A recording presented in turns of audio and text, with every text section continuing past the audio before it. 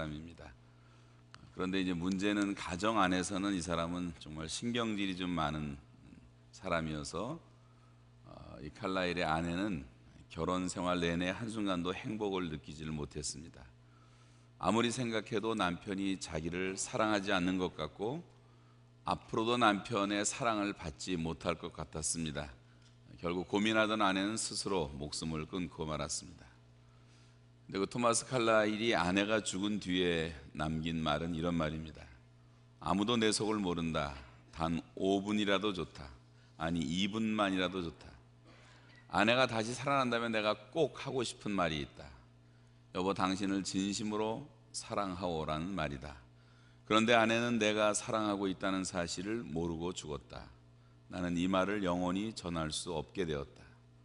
누가 이 마음을 알아줄까? 나는 아내를 진심으로 사랑했다.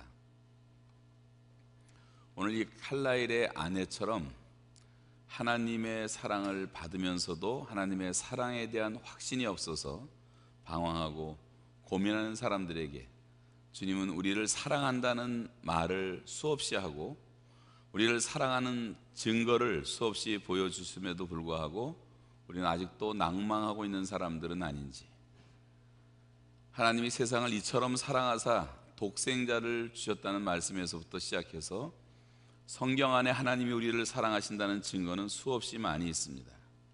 특별히 하나님은 오늘 이사야 이 40장에서 시작되는 구체적인 예수 그리스도에 대한 예언에서 계속 반복해서 말씀하시는 것이 내 백성을 위로하라라고 하는 말씀입니다. 내 백성을 위로하라. 성경은 말하기를 하나님은 모든 위로의 하나님이라고 천명합니다. 또 하나님의 사랑이라고 하는 것은 사람들을 위로하는 것으로 나타났고 또 그 사랑의 하나님이 인간을 위로하기 위해서 궁극적으로 자신을 나타내신 분이 바로 예수 그리스도이시고, 예수님이 이 땅을 떠나시면서 우리에게 보내주신 성령님을 성경은 팔라클레이토스라고 하는 위로자라고 하는 이름으로 우리에게 성령을 보내시고, 그분이 우리를 위로하시고 그분이 우리의 대언자가 되시고 그리고 그분이 나를 도와주시는 분이라고 성경은 말씀합니다. 성령은 바로 위로의 영으로 오셨습니다. 시편 119편 50절에 보시면 이 말씀은 곧 나의 곤란 중에 위로라. 주의 말씀이 나를 살리셨나이다. 이 하나님의 말씀 자체가 우리의 위로고 하나님은 이 우리를 위로하기 위해서 말씀을 주신 것입니다. 자, 하나님은 하나님의 백성들에게 끝없는 자비와 이 풍성한 긍휼 가운데 항상 우리에게 위로를 베푸십니다. 그러나 우리가 저절로 위로받는 것은 아니고 성경은 말하기를 애통하는 자는 복이 있나니 저희가 위로를 받을 것이며, 우리가 내 모습을 바라보며 하나님 앞에서 죄악 가운데 정말 애통을 하고 회개하는 사람들을 주님은 위로한다고 말씀을 하고 있습니다. 지금부터 벌써 35년이 지났지만 1978년 로마 교황 바오로 1세가 서거하셨는데 그분이 교황으로 취임한 지 33일 만에 죽은 죽음이어서 온 세계에 충격을 준 적이 있었습니다.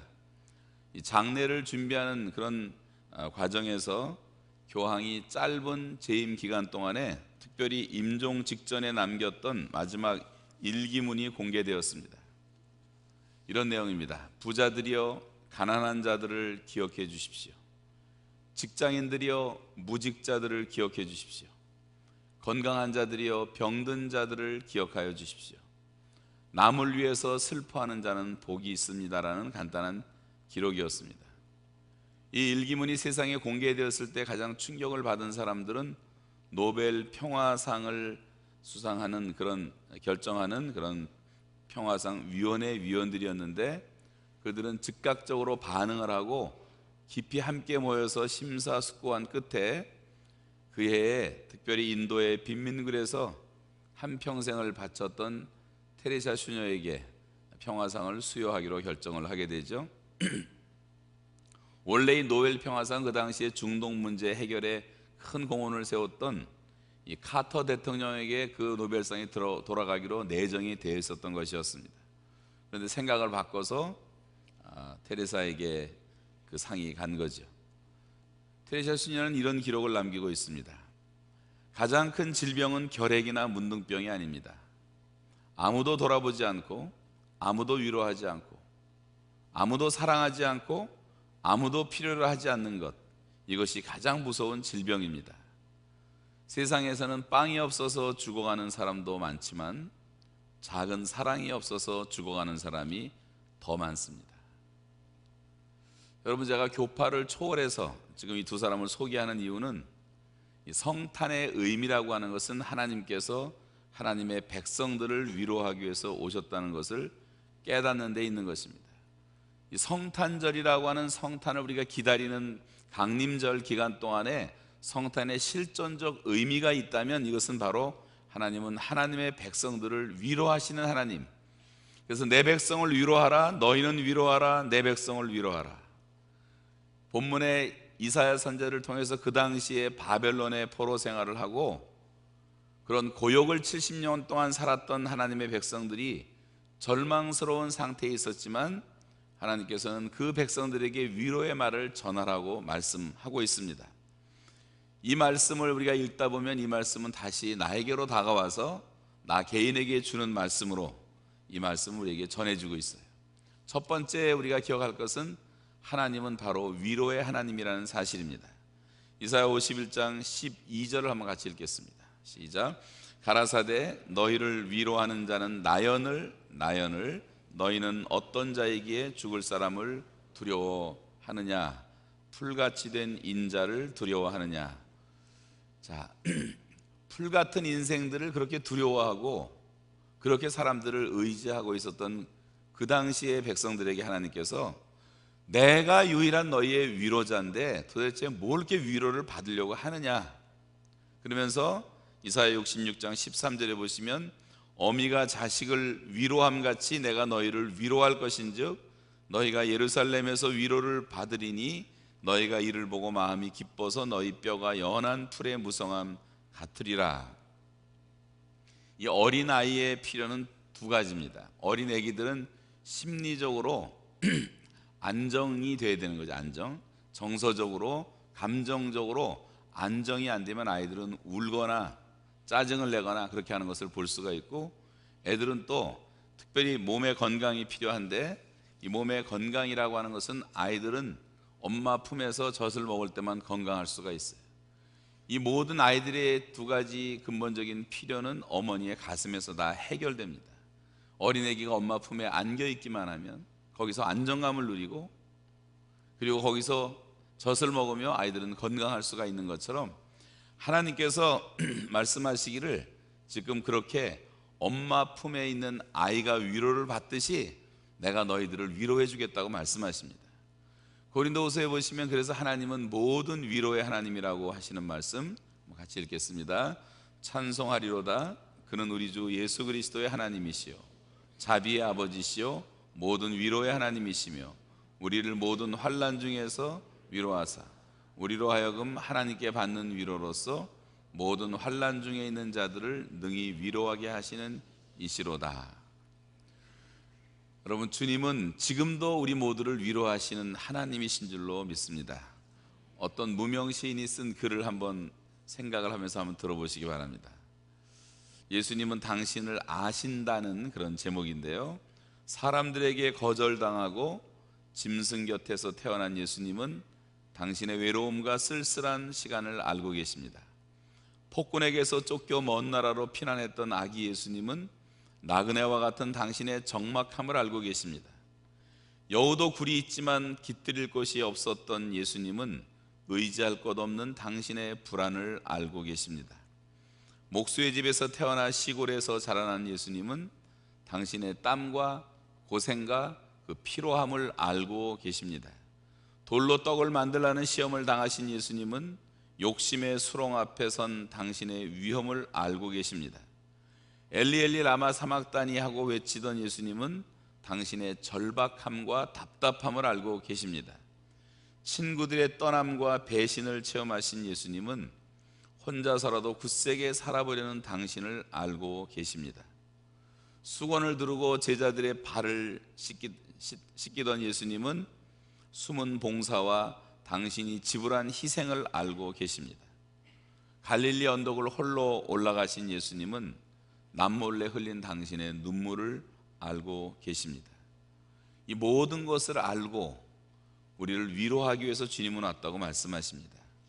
자, 우리가 어떤 자들을 주님께서 특별히 위로하시는가? 무엇보다 환난 중에 있는 자들을 위로하십니다. 환난 날에는 항상 우리는 주님을 부르게 돼 있어요. 환난 날에 나를 부르라, 내가 너를 건질 것이고 너는 나를 영화롭게 할 것이라고 말씀하십니다. 우리가 성도의 삶을 산다 할지라도 때때로 우리는 실패할 때가 있고 재난과 불행을 만날 때도 있고 질병을 만나고 고통을 당하고 큰 손해를 보고 슬픔을 볼 때도 많이 있습니다. 그런데 이제 환난과 시련을 만날 때 보편적으로 사람들이 보이는 반응 가운데 하나는 하나님에 대한 원망스러운 마음이 생기고 사람들에 대해서도 원망스러운 마음이 생길 수 있다고 하는 것입니다. 그러나 우리가 진정한 성도라면, 정말 우리가 하나님을 바라보고 사는 사람이라면 성경은 환난 날에 우리가 할 것은 주님의 이름을 부르는 것입니다.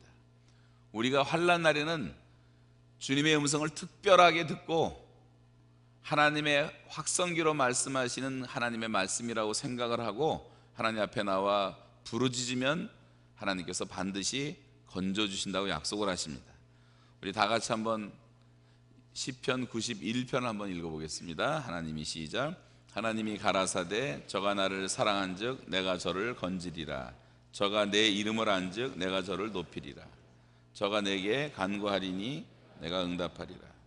저희 환난 때 내가 저와 함께 하여 저를 건지고 영화롭게 하리라.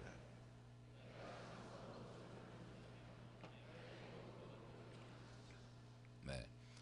환난 때 특별히 함께하고 저를 내가 건지고 영화롭게 할 것이라고 약속하신 말씀 여러분 믿으시고 어떤 환난이 와도 주님의 이름을 부르면 주님께서 반드시 우리를 건져준다는 것을 항상 확신하시기 바랍니다. 두 번째는 낙심 중에 있는 자들을 위로하십니다. 내 영혼아, 시편 62편에 보시면 잠잠히 하나님만 바라라.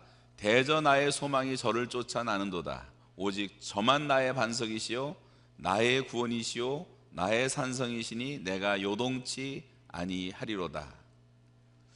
다윗 같은 사람도 사람이 힘이 되는 줄 알고 사람을 바라보고 또 사람이 도움이 되리라 생각해서 사람을 의지해 봤지만 그게 아니었단 말이에요. 아침에는 굉장히 나한테 좋게 말하던 사람이 저녁에 가서 바뀌어버려요. 어제는 나한테 정말 친절하게 대하던 사람이 오늘 갑자기 달라졌습니다.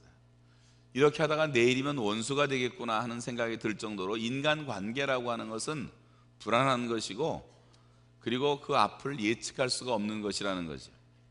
그러나 하나님은 절대로 변함이 없으시고 그래서 나한테 영원한 반석이 되셨고 구원이 되셨고 피난처가 되셨다고 그는 고백을 하고 있는 것입니다. 하나님이 정말 나의 소망이라고 확신한 사람은 잠잠히 하나님만 바라고 하나님을 기다리고 하나님만으로 충분하다고 생각하는 사람입니다. 자, 하나님을 바라보라고 하는 것은 하나님을 기다리라는 말과 같은 거예요. 하나님을. 여러분 어려움과 환난이 올 때, 낙심이 찾아올 때 많이 말하지 말고 사람들을 찾지 말고 잠잠히 하나님을 바라보시는 그런 성도들이 되시기를 바랍니다. 주님만이 우리의 소망이기 때문에. 그러면 주께서 우리를 위로하시러 찾아오십니다. 또 공포 중에 있는 사람들도 주님 위로하시는데 우리가 가장 많은 사람들을 위로할 때 인용하는 하나님의 말씀 이사야 41장 10절을 같이 읽겠습니다. 이사야 41장 10절에 보시면 시작. 두려워 말라 내가 너와 함께 함이니라. 놀라지 말라 나는 네 하나님이 됨이니라. 내가 너를 굳세게 하리라. 참으로 너를 도와주리라. 참으로 나의 의로운 오른손으로 너를 붙들리라. 이 신앙생활의 핵심이라는 것은 하나님과의 관계입니다. 하나님과 내가 연결되어 있는 게 중요한 거예요. 여기 좀 많은 불들이 있지만 이 전기선들이 연결되지 않고 끊어지면 여기는 순간적으로 깜깜해지는 것처럼 우리가 뭐 연을 날리지 연줄 하나 끊어놓으면 그냥 떨어지고 마는 것처럼 이 하나님과의 관계에서 중요한 것은 내가 하나님과 좀 연결되어 있는가 하는 것입니다. 아무리 하나님이 위대하시고 능력이 많으신 창조주라 하실지라도 그 하나님이 나의 하나님이 되지 않으면 아무 소용이 없는 거예요. 그래서 두려워 말라 그러면서 나는 내 하나님이 됨이니라, 내가 너를 굳세게 하리라. 성경에 보시면 하나님의 사람들은 모두가 다 고백할 때 하나님을 나의 하나님으로 고백을 하고 있죠. 여호와는 나의 목자시니, 그 하나님이 내 목자가 되지 않으면 무슨 소용이 있냔 말이에요. 그래서 성도들은 항상 나의 힘이 되신 여호와여 내가 주를 사랑하나이다 라고 고백하고 있습니다. 여러분, 두려워할 것이 하나도 없어요. 주님이 함께 하시면 우리 생애에 두려움이라는 것은 존재할 것이 아무것도 없는 줄로 믿습니다. 두려워 말라 그랬어요. 놀랄 것도 없어요. 뭐 이렇게 놀랄 것이 있느냐? 내가 너와 함께 하는데. 또 근심 중에 있는 자들을 위로하십니다. 우리가 즐겨 암송하는 구절 빌립보 4장을 다 같이 읽겠습니다. 시작. 아무것도 염려하지 말고 오직 모든 일에 기도와 간구로 너희 구할 것을 감사함으로 아뢰라. 그리하면 모든 지각에 뛰어난 하나님의 평강이 그리스도 예수 안에서 너희 마음과 생각을 지키시리라. 여러분, 요즘 세상이 너무 분주한 세상이 돼가지고 우리 속에 자꾸만 염려가 많아요. 염려라는 건 늘 우리가 생각하는 것처럼 내 마음과 생각에 침투하는 것들인데, 내 마음과 생각을 뭔가 이렇게 방어벽을 치고 차단시켜버리면 염려는 생기지 않는 겁니다. 그러면 염려라고 하는 것은 우리가 믿음 생활을 좀 게을리할 때 나도 모르는 사이에 우리 마음과 생각을 통해서 찾아오는 거예요. 근데 그런 모든 염려와 근심은 주님께서 원치 않는 것이기 때문에 이것은 아예 명령으로, 염려는 절대 해서는 안 된다 명하시고, 염려 대신에 할 것을 적극적으로 말씀하시면서 지금 내 마음속에 있는 그런 염려와 걱정과 근심이라는 것은 다 하나님 앞에 올려드릴 기도 제목이기 때문에 그 하나님 앞에 그 염려를 다 맡기면, 그러면 우리의 지각을 초월한 하나님의 평강이 다시 우리 마음과 생각을 지킬 것이라고 말씀하십니다. 여러분, 웬만한 것들은 명령하면 다 떠나게 돼 있어요. 우리가 정말 주 예수의 이름으로 명하노니 모든 염려와 걱정은 내게서 떠나갈지어다, 한마디만 해도 다 떠나게 되는 줄로 믿습니다. 하나님의 자녀는 자녀의 권세가 있는 거예요. 우리가 교리를 믿는 사람들이 아니에요. 하나님의 파워를 믿는 사람들. 여러분, 실제로 염려에서 오늘 해방되는 그런 평안함이 함께 하시기를 주의 이름으로 축원합니다. 죄악 가운데서 고민하는 사람들을 또한 주님은 위로하십니다. 여호와께서 말씀하시되 오라 우리가 서로 변론하자. 너희 죄가 주홍 같을지라도 눈과 같이 희어질 것이요 진홍같이 붉을지라도 양털같이 희게 될 것이다. 오라고 하는 것은 뭐예요? 내가 너를 그렇게 해결할 수 있는 해결자다. 나한테 오면. 세상에서 죄사함이라고 하는 것은 하나님만 하실 수가 있기 때문에 하나님의 앞에 오는 사람들은 바로 이 은혜를 경험할 것이다. 여러분, 이 죄사함을 받지 못한 사람과 죄사함을 받은 사람의 차이는 그 마음이 거의 천국과 지옥의 차이예요. 죄사함의 은혜를 경험한 사람은 천국처럼 살아가는 것이고, 이 문제를 해결받지 못한 사람은 지옥같이 살아가는 것입니다. 그런데 이 다윗은 그의 참회록에서 시편을 보시면 나는 모태에서부터 죄 중에 잉태하였나이다. 죄를 짓지 않고 살아갈 수가 없는, 그래서 용서받지 아니하면, 내가 하나님께로부터 오는 이 사죄의 은총을 경험하지 아니하면 내 안에 있는 이런 불안과 공포와 걱정과 시험과 환난과 이 모든 것으로부터 내가 벗어날 수가 없다는 고백을 하고 있는 거예요. 그리고 하나님 앞에 나서 정말 눈물로 기도했더니 하나님이 내 죄를 사하시고 내 허물을 다 덮으셨다고 고백을 하면서 내 속에 있는 모든 것들아 여호와를 송축하라. 내 안에 있는 모든 것들아 하나님을 찬양하라. 계속 자기 영혼에게 명령하면서 그 찬양이 될 첫 번째 이유는 저가 내 죄를 사하시고. 여러분, 이 죄 사함의 축복보다 큰 은혜가 어디 있습니까? 근데 우리는 어떻게 이 죄 사함을 받습니까? 우리가 잘 아는 요한일서 1장 9절에 만일 우리가 우리의 죄를 자백하면 할 때, 이 자백이라는 말은 일단 내가 하나님과의 관계에서 내가 죄라고 깨달은 것에 대해서 말씀을 통해서든지 성령님을 통해서든지 다른 사람들을 통해서든지 그 죄에 대해서 내가 인정을 하고, 그리고 예수 그리스도의 십자가의 은혜를 내가 정말 믿음으로 더 이상의 제사가 필요 없는 그 거룩하신 하나님의 독생자 그분이 화목제물로 단번에 영원히 제물이 되어주신 사실을 내가 믿음으로 그분을 기억하고 감사하는 마음으로 죄를 자백하여 버리고 돌아서는, 이것을 우리가 자백이라고 한다면 주님은 그때 우리를 깨끗하게 하신다고 약속을 했어요. 이것은 철저하게 하나님과 나와의 개인적인 인격적 관계이기 때문에 여러분 이상한 유혹을 받지 마세요. 다른 지름길이 없어요. 통회하고 자복해서 죄를 버리는 길밖에 없는 것입니다. 그리고 예수님이 오신 목적 자체가 아들을 낳으리니 그 이름을 예수라 하라, 이는 저가 자기 백성을 저희 죄에서 건질 자이심이라고 말했기 때문에 지금도 죄악 중에 고민하는 사람들을 하나님은 도우시고 우리를 깨끗게 하기를 원하십니다. 여러분 여러분 앞에 나오면 우리가 모두 다 깨끗함을 받을 줄로 믿습니다. 이미 목욕을 한 사람들은 발만 씻으면 된다고 하신 말씀처럼 여러분 모든 죄를 자백해서 항상 깨끗하게 버리고, 그리고 주님의 은혜 가운데 날마다 강건한 승리하는 성도들이 되시기를 주님의 이름으로 축복합니다. 여섯 번째는 고독한 사람들에게 주님은 위로를 주세요. 자, 우리가 너무 사랑하는 말씀, 사형리에도 나와 있는 히브리 13장 5절 한번 같이 읽겠습니다. 다 같이 시작. 내가 과연 너희를 버리지 아니하고. 근데 이 말씀 바로 앞에 있는 말씀이 너무 중요한 거예요. 히브리 13장 5절은 이렇게 시작됩니다. 돈을 사랑치 말고 있는 바를 족한 줄로 알라.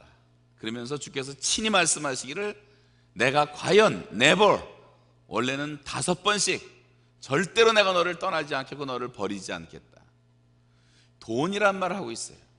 여러분 우리가 하나님을 떠나게 되는 대부분의 원인이 뭡니까? 돈을 사랑하기 때문에 그런 거예요.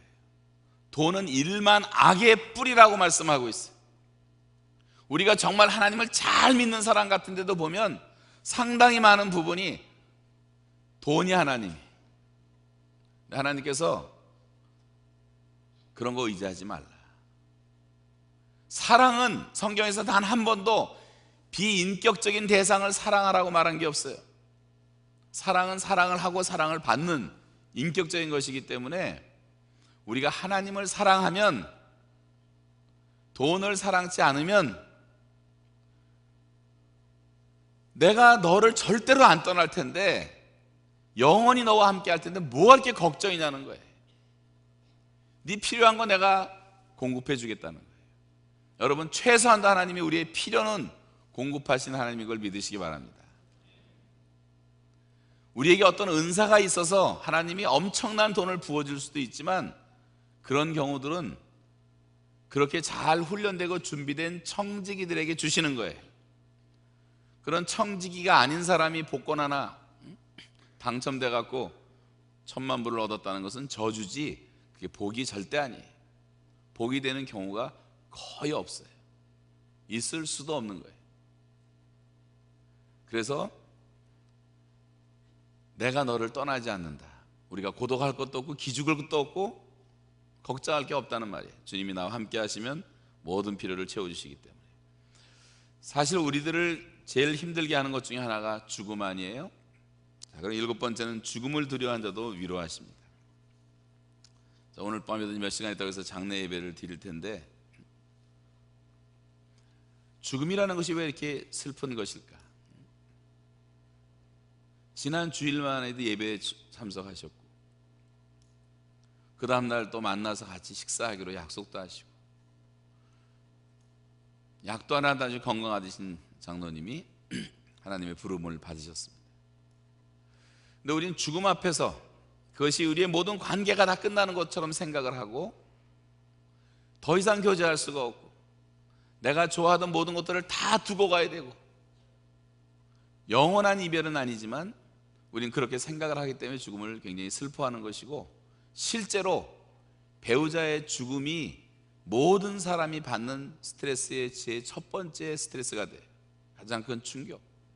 시간이 흘러야지 이것이 다 상처가 아물 정도로 그것은 굉장히 큰 충격 아니에요? 그러나 우리가 정말 믿음으로 사는 사람이라면 이것도 두려워할 것이 없는 것이 나는 부활이요 생명이니 나를 믿는 자는 죽어도 살겠고 살아서 나를 믿는 자 영원히 죽지 아니하리니 내가 이것을 믿느냐고 물으시잖아요, 우리에게. 그리고 우리가 당장 이 세상을 떠난다 할지라도 걱정할 것이 없어요.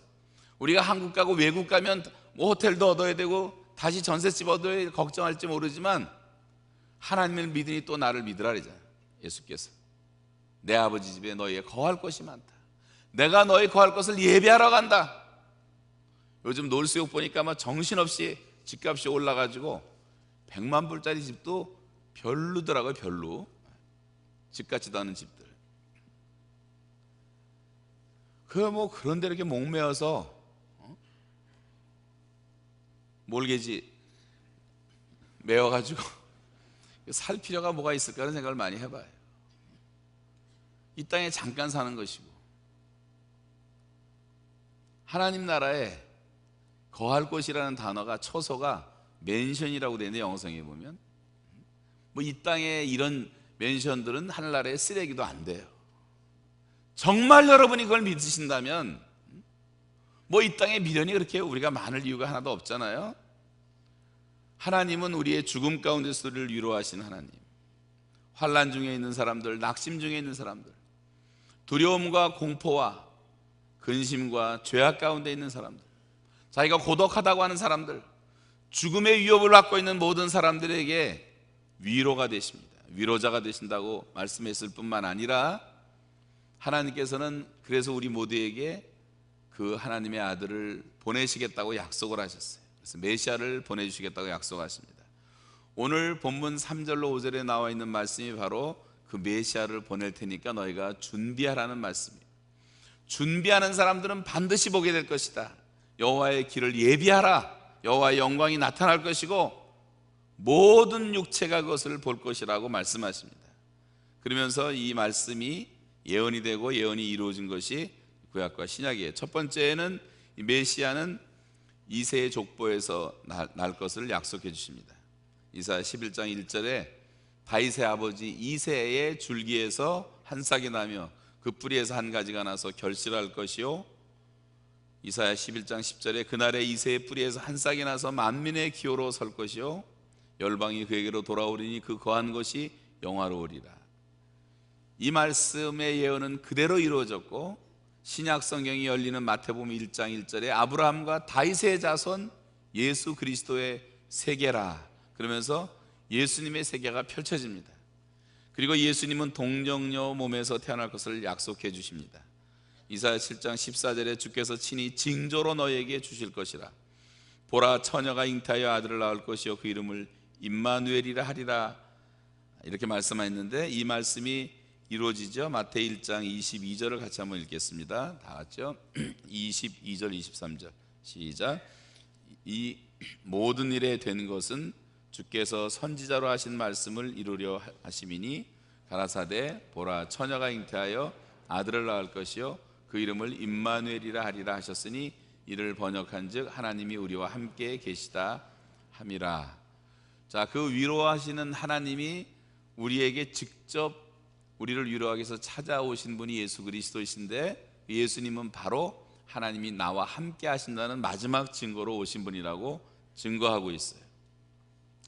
이 예수님 메시아는 평강의 왕이 될 것이라고 말합니다. 이사야 9장 6절에 우리 아기에 대한 이 예언 갖다가 한번 같이 읽겠습니다. 시작. 이는 한 아기가 우리에게 낳고 한 아들을 우리에게 주신 바 되었는데 그 어깨에는 정사를 메었고 그 이름은 기묘자라 모사라 전능하신 하나님이라.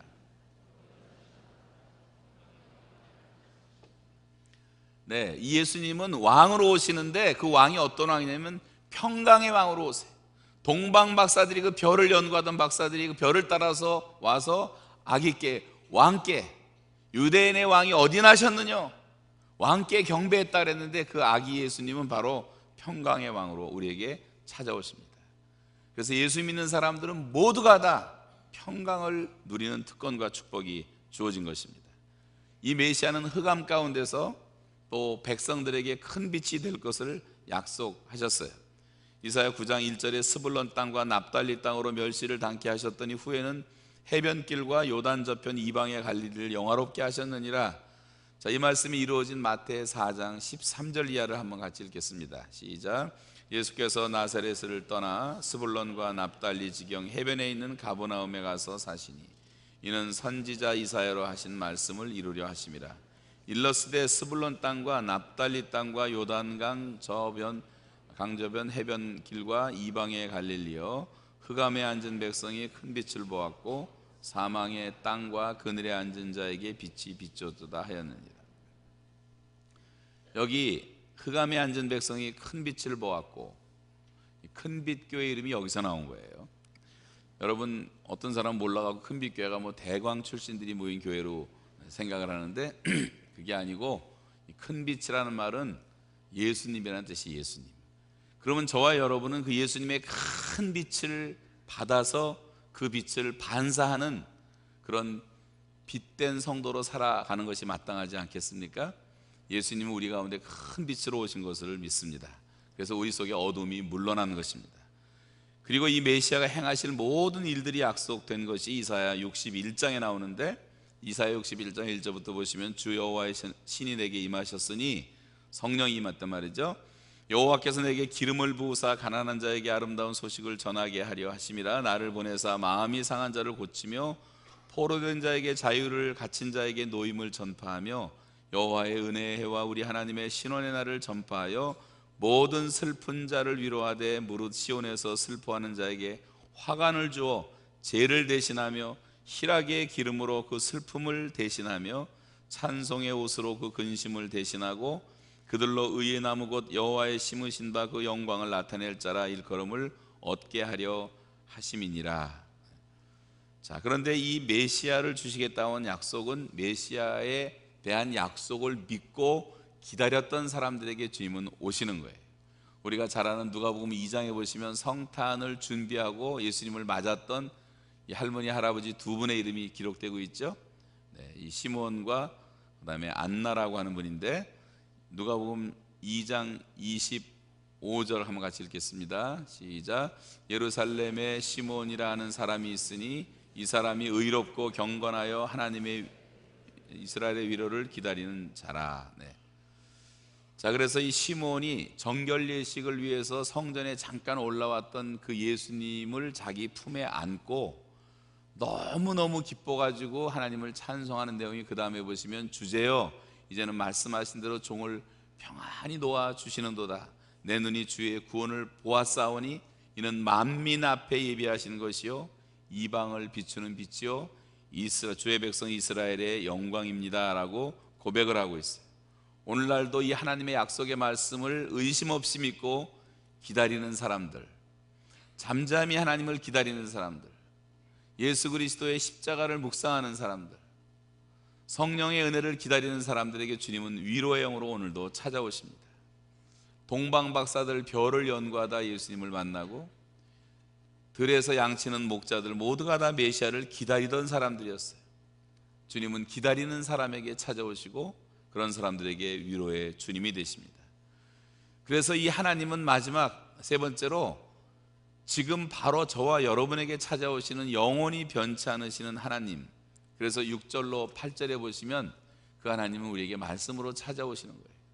그래서 풀과 같이 이 세상은 다 시들고 사람들의 영광이 시들지만 하나님의 말씀은 영원하다고 말씀하십니다. 지금 이 성경이 기록되는 이 당시에 지금 이 선지자를 통해 주시는 말씀은 백성들이 그동안 속았다는 거예요. 무엇보다도 정치 지도자들에게 많이 속았다는 거예요. 오늘날도 한국의 우리나라 사람들이 계속 하는 얘기가 뭡니까? 너무나 많은 한국 백성 5천만 명이 한숨 쉬는 게 뭐예요? 정치 잘못한다고 속였다는 거 아니에요?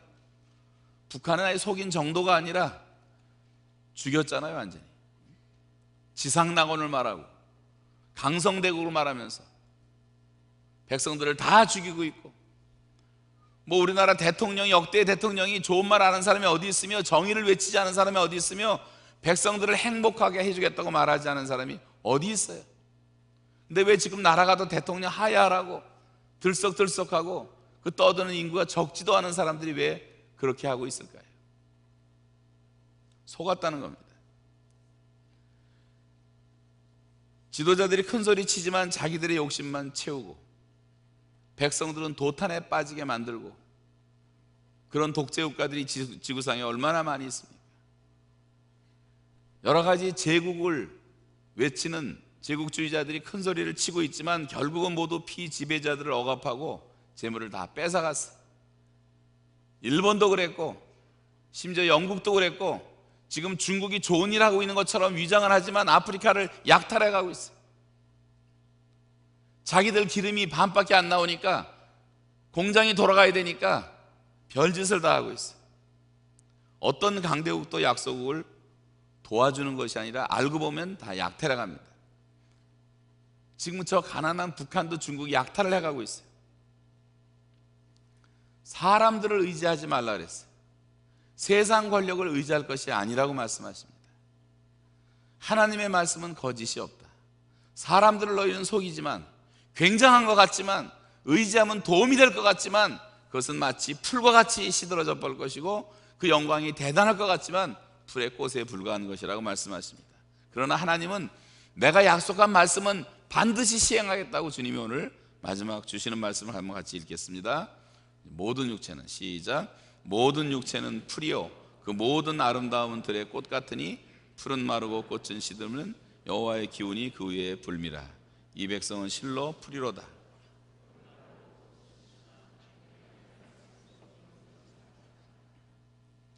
여기서 말하는 이 꽃과 풀, 이런 것은 그 당시에 이 바벨론이라고 하는 그 당시에 패권과 영화를 자랑하던 그 제국을 상징하는 것입니다. 그러나 그 굉장한 것이라도, 그 인물이 굉장한 사람이라도 잠깐 폈다 사라지는 꽃에 불과한 것, 바벨론의 영화가 졸지에 시드는 것처럼, 또 시들었던 것처럼, 수십 개의 문명이 그렇게 사라졌던 것처럼 인간사라는 것이 다 그렇게 허무하고 무상하지만, 그러나 여호와의 말씀은 절대로 그런 일이 없다. 영원토록 변치 않을 것이고 반드시 하나님의 약속을 성취하시는 하나님. 여러분, 하나님의 말씀은 1.1핵도 변함이 없는 것 꼭 믿으시기 바랍니다. 지구상에서 별 사람이 별짓을 다 하고 별별 엔티들이 나타나서 별짓을 다 해도 아무 소용없는 거예요. 하나님의 말씀은 영원히 변하지 않습니다. 자, 메시아를 보내서 온 인류를 구원하신 하나님의 계획과 약속은 반드시 이루어질 것이기 때문에 그 약속을 믿는 사람들에게 말씀은 바로 내게 위로가 된다고 말씀하고 있어요. 그러면 그 말씀이 육신이 되어서 우리 가운데 오셨습니다. 그러면 예수님의, 하나님의 마지막 계시는, 우리 요즘 새벽기도 때 히브리서 공부하시잖아요. 여러 부분과 여러 모양으로 선지자를 통해서, 역사를 통해서, 자연을 통해서 말씀하시는 그 하나님이 이 모든 날 마지막에 아들로 우리에게 말씀하셨다 그랬어요. 아들, 예수 그리스도. 근데 그 예수님이 어떻게 오셨습니까? 예수님은 우리와 똑같은 육신을 입고 오셨어요. 아기 예수로 오셨어요.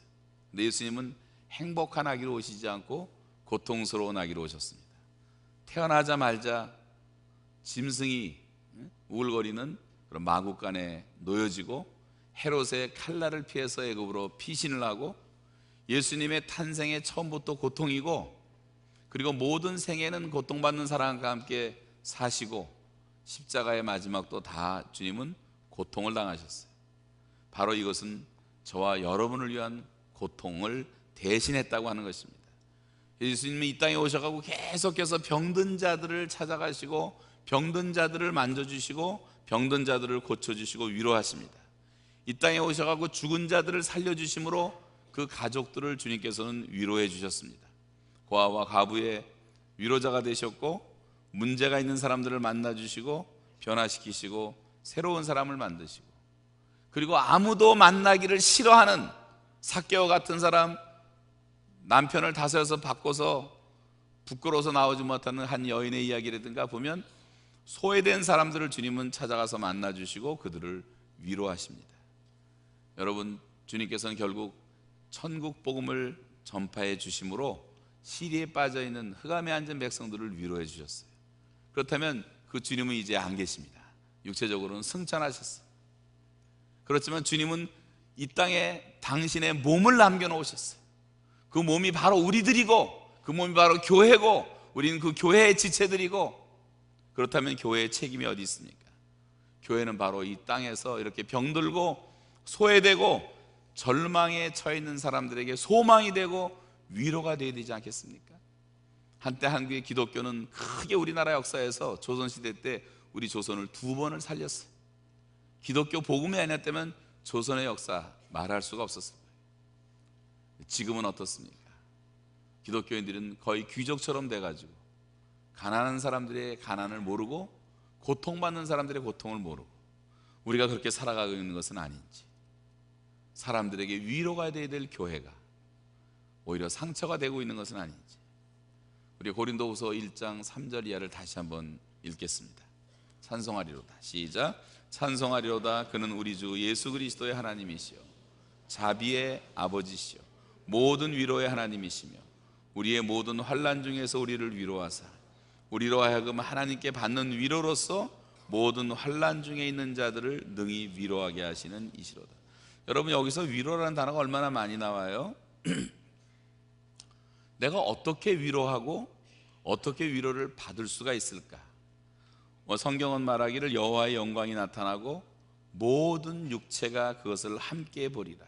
이게 메시아닉 익스펙테이션이라고 말하는, 우리가 이 메시아에 대한 기대, 메시아 세대가 오기를 간절히 바라는 마음, 메시아이신 바로 예수님과 같은 그런 지도력을 갖고 있는, 우리 남한과 북한을 통일했을 때 리더십을 발휘할 수 있는 그런 다윗과 같은 지도자. 다윗이 죽은 지 오래되었지만 왜 에스겔 37장에 보시면 하나님은 또 다윗을 말씀하실까? 하나님은 그렇게 준비된 사람들, 저와 여러분 모두가 다 그런 메시아적인, 사람들을 많이 품을 수가 있는, 위로할 수가 있는 그런 리더들이 다 되기를 원하시는 것입니다. 참 위로라고 하는 것, 이것은 참 사랑에 근거하는 것이라고 할 수가 있고, 또 주님께서 우리에게 친히 찾아와서 사람이 되어가지고 우리를 만나 주신 것처럼 우리가 그 현장에 찾아가고 사람들을 만나고 선교지에 가면 그 선교지에 살아가는 자체가 너무 훌륭해요. 선교사님, 물론 많은 선교사들은 도시에 있으면서 잠깐씩 왔다 갔다 하는 사람도 있지만 아예 그 선교지에 살면서 그들에게 정말 복음을 전하는 선교사들은 정말 존경스러운 사람이 너무나 많이 있어요. 예수님이 그렇게 찾아오셨고 우리 대신 십자가를 대신 지셨고, 그래서 이 위로를 이제 받아들이는 길은 우리가 우리 자신을 완전히 부정하고 겸손하게 내가 죄인인 것을 인정하고 오직 내가 믿음으로 예수 그리스도를 나의 구세주로, 주인으로 영접하는 길밖에 없는 것입니다. 그렇게 정말 진정으로 주님을 영접한 사람들은 위로를 받게 된다고 말씀을 하고 있어요.